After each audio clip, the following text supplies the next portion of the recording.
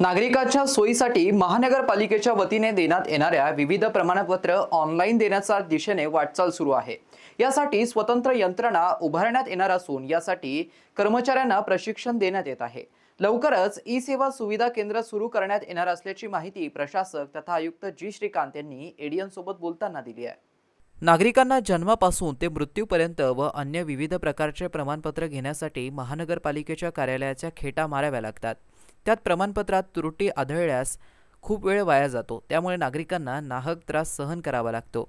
यामुळे नागरिकांना कमी वेळात दर्जेदार व सरळ सोप्या पद्धतीने घरबसल्या प्रमाणपत्र देण्यासाठी मनपा आयुक्त जी श्रीकांत यांनी निर्धार केला असून मनपातील सर्व कारभार पारदर्शक राहावा म्हणून नागरिकांचा तक्रारी ऑनलाईन सुद्धा स्वीकारण्याचा कार्यप्रणाली विकसित करण्यात येत आहे। यामुळे कार्यालयीन कामकाज पूर्णपणे ऑनलाईन पद्धतीने कार्यान्वित होणार आहे। याविषयी माहिती सेवा कायदा आयुक्त किरण जाधव यांनी मनपा आयुक्त जी श्रीकांत यांच्यासोबत मंगळवारी बैठक घेऊन नागरिकांच्या सुविधा काय उपाययोजना करून प्रमाणपत्र ऑनलाईन करण्याच्या सूचना दिल्यात।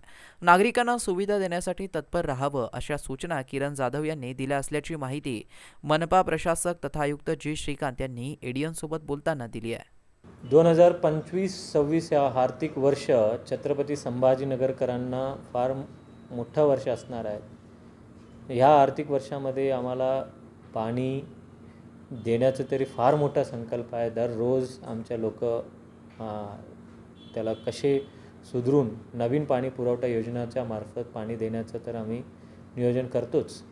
त्याचबरोबर छत्रपती संभाजीनगरकरांना महानगरपालिकेच्या मार्फत विविध सेवा दिल्या जातात आणि आज माझा जे गेल्या 1.5 वर्षापासून अनुभव बघता महानगरपालिकेला कायमस्वरूपी सुधारणे म्हणजे ह्या सर्व ऑफिसच्या होणारे प्रक्रिया ऑनलाईन स्वरूपात होणे, त्यासाठी ई ऑफिस प्रक्रिया राबवणे।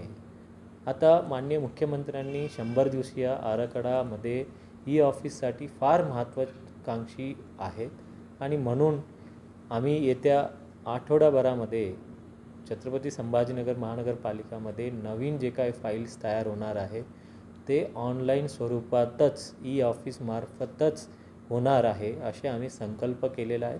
माझे सर्व कर्मचारी अधिकारी याचा प्रशिक्षण आणि त्याला समजून घेऊन काही कामही काही विभागामध्ये सुरू केलेले आहे।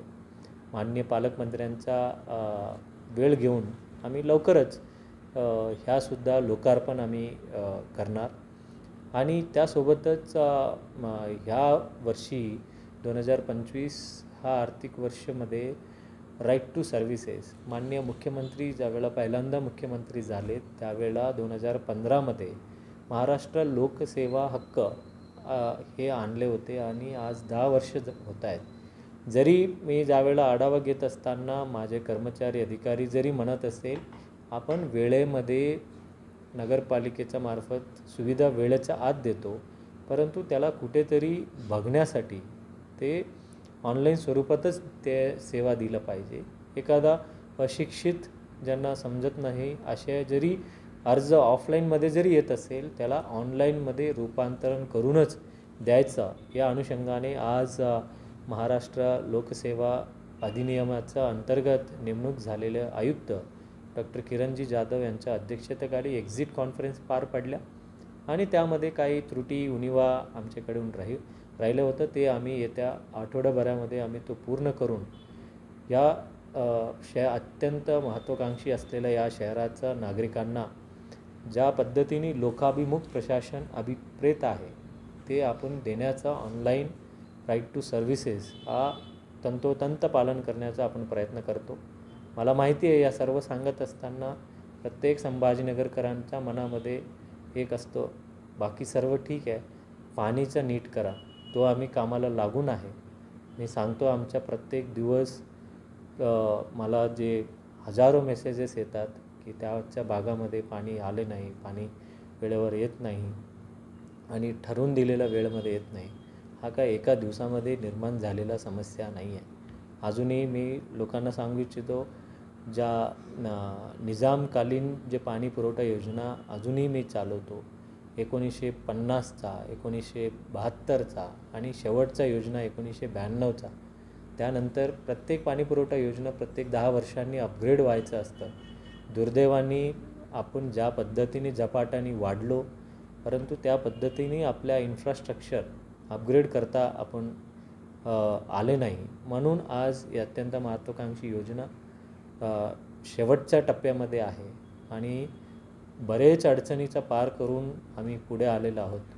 मला नागरिकांना एवढंच सांगायचं, तुम्ही फक्त भरोसा ठेवा आणि आम्ही त्या कामाला लागून आहेत आणि नक्कीच माननीय मुख्यमंत्री, माननीय उपमुख्यमंत्री आणि माननीय न्यायालय या सर्व कामाच्या देखरेख दररोज करत असते.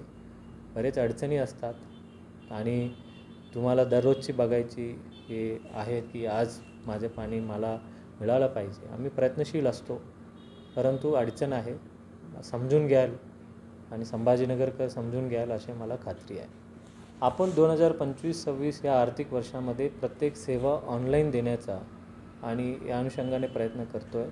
प्रत्येक महानगरपालिकेचा वॉर्ड ऑफिसमध्ये एक सेतू सुविधा केंद्रासारखं आपण सुविधा केंद्र निर्मिती केलेलं आहे. फक्त त्या ठिकाणी आज रोजी टॅक्स भरून घेतलं जातं, परंतु आम्ही त्या सेतू सुविधा केंद्राला अपग्रेड करत त्या ठिकाणी सर्व पद्धतीच्या सर्व्हिसेस ऑनलाईन भरून घेऊन त्याला सुविधा ऑनलाईन देतो आहे. त्यासोबतच महाराष्ट्र शासनाची जे आपल्या सरकार केंद्र आहे त्यामार्फतही अर्ज घेऊन आपण ऑनलाईन सेवा देण्याचा आपण पुरेपूर प्रयत्न केले जाणार आहे. मित्रांनो, ही बातमी तुम्हाला कशी वाटली आमच्या कमेंट बॉक्समध्ये प्रतिक्रियेच्या स्वरूपात नोंदवायला विसरू नका. अशाच बातम्या बघण्यासाठी आणि अपडेट राहण्यासाठी आमच्या YouTube चॅनलला सबस्क्राईब करायला विसरू नका. धन्यवाद.